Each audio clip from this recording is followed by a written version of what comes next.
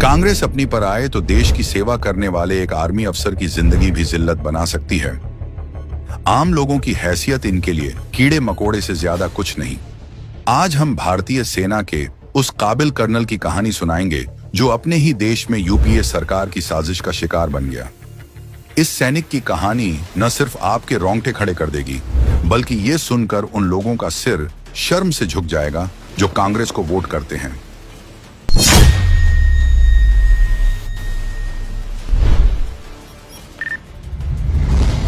(1994) से कर्नल श्रीकांत पुरोहित सेना में थे। 2005 में उन्होंने जम्मू कश्मीर में कई सारे आतंकवाद विरोधी सफल ऑपरेशंस किए। उनके इस काम और काबिलियत की खूब सराहना होती थी। बाद में वे मिलिट्री इंटेलिजेंस में तैनात हुए। ड्यूटी के दौरान उन्होंने आतंकी संगठन, इंडियन माओवादी और अन्य कट्टरपंथी संगठनों की जानकारियां जुटा ली थीं, और शायद कुछ आतंक प्रेमी ताकतवर लोगों को यह बात नहीं भाई।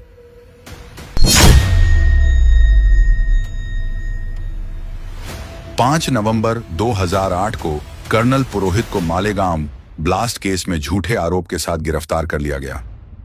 हैरानी की बात यह है कि ठीक 26/11 यानी देश में सबसे बड़े आतंकी हमले से 21 दिन पहले सेना के एक इंटेलिजेंस अफसर को अरेस्ट कर लिया गया। अब सवाल उठता है, क्या पुरोहित को हमले की भनक लग चुकी थी? क्या वो ये हमला रोक सकते थे?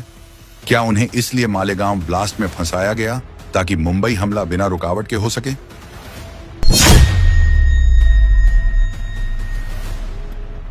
आरोप के मुताबिक गिरफ्तारी के बाद सेना के कर्नल के साथ एक युद्धबंदी से भी बदतर सुलूक हुआ। उनके हाथ पैर बांधकर तब तक पीटा गया जब तक कि उनके शरीर काले न पड़ गए हों। तब तक पीटा गया जब तक खून की उल्टियां होने ना लग गईं। मानसिक प्रताड़ना इस हद तक दी गई कि उनकी पत्नी और मां बहन को नग्न करने, उनकी आंखों के सामने परेड कराने की धमकी तक दी गई।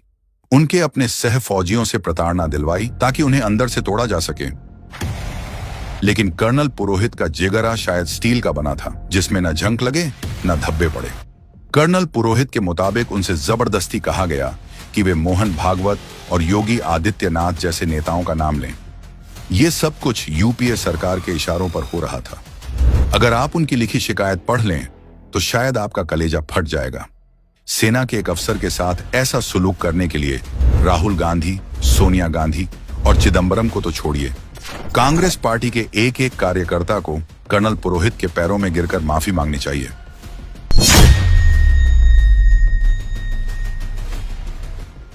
उनकी पोस्टिंग, मीटिंग्स और इंटेलिजेंस ड्यूटी के दौरान उन्होंने जो भी काम किया था उसे ही आधार बनाकर एक फिल्मी स्क्रिप्ट तैयार की गई, जैसे कि कश्मीर से आरडी लाना, जबकि इंटेलिजेंस अफसर के पास आरडी का एक्सेस होता ही नहीं है। खैर, इसकी सच्चाई तो आगे जानेंगे। इसके अलावा हिंदू राष्ट्र बनाना, अलग संविधान बनाना या इजरायल थाईलैंड से सरकार बनाने के मनगढ़ंत आरोप लगाए गए। उन्हें अनुभव भारत जैसी संस्था बनाने की भी सजा दी गई।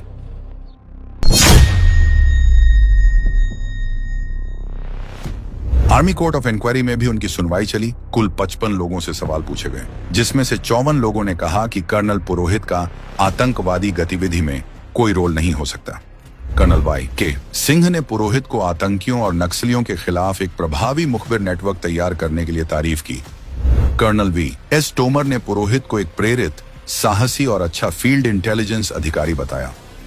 Retired lieutenant colonel S. Raikar ने साफ कहा कि मुझे नहीं लगता कि कर्नल पुरोहित किसी भी असामाजिक या राष्ट्र विरोधी गतिविधि में शामिल रहे हैं जिससे देश की या विशेष रूप से भारतीय सेना की बदनामी हो। इतने बड़े बड़े सेना के अफसर पुरोहित की तारीफ करते रहे, लेकिन ऐसे राष्ट्रभक्त अफसर के ऊपर इतने संगीन आरोप लगाते हुए कांग्रेस सरकार की आत्मा नहीं कांपी। हैरानी की बात यह है कि यूएपीए जैसे कानून लगने के बाद भी सेना ने कर्नल पुरोहित को ड्यूटी से नहीं निकाला। शायद सेना भी जानती थी देश पर जान छिड़कने वाले लेफ्टिनेंट कर्नल पुरोहित पर लगे आरोप झूठे और मनगढ़ंत हैं, और एक ना एक दिन ये जरूर निर्दोष साबित होंगे।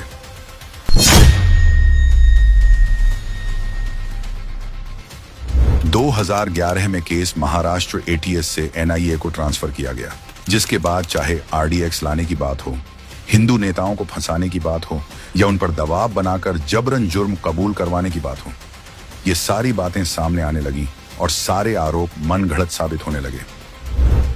2017 में करीब 9 साल बाद पुरोहित को सुप्रीम कोर्ट से जमानत मिली और कर्नल पुरोहित की देशभक्ति देखिए, ऐसी शायद दुनिया में इसकी मिसाल ना मिले। अपने ही देश की सरकारों के प्रतिशोध का शिकार होने के बावजूद इतना अत्याचार सहकर भी उन्होंने जमानत मिलने के बाद दोबारा आर्मी ज्वाइन की और आज भी खुफिया टीम का हिस्सा हैं।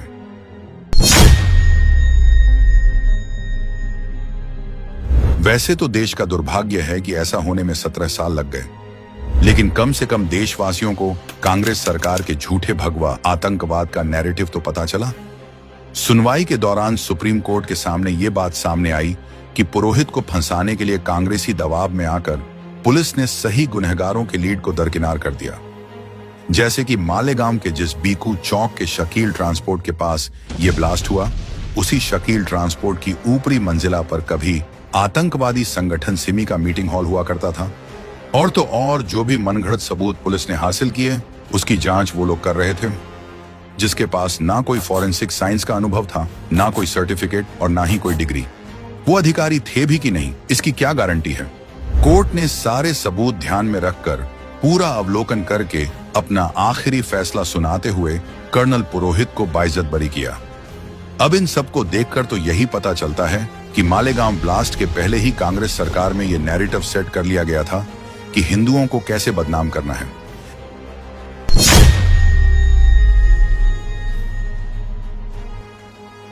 शायद कोई और होता तो उसे अपने देश से नफरत हो जाती, लेकिन कर्नल पुरोहित, जिन्होंने निर्दोष साबित होने के बाद ये कहा, मैं एक ऐसा सैनिक हूं जो इस देश से बिना शर्त प्रेम करता है। देश सर्वोपरि है और इसकी नींव मजबूत होनी चाहिए। कांग्रेस पार्टी ने लाख कोशिश कर ली, लेकिन वो कर्नल पुरोहित के हौसलों को तोड़ नहीं पाई और ना ही हिंदू आतंकवाद को सच साबित कर पाई। क्या कांग्रेस की सरकार ने अपने वोट बैंक को खुश करने के लिए आतंक के नेटवर्क का तोड़ निकालने वाले देशभक्त अफसर को फर्जी केस में फंसाया था? या फिर शायद 26/11 टाला जा सकता था इसलिए?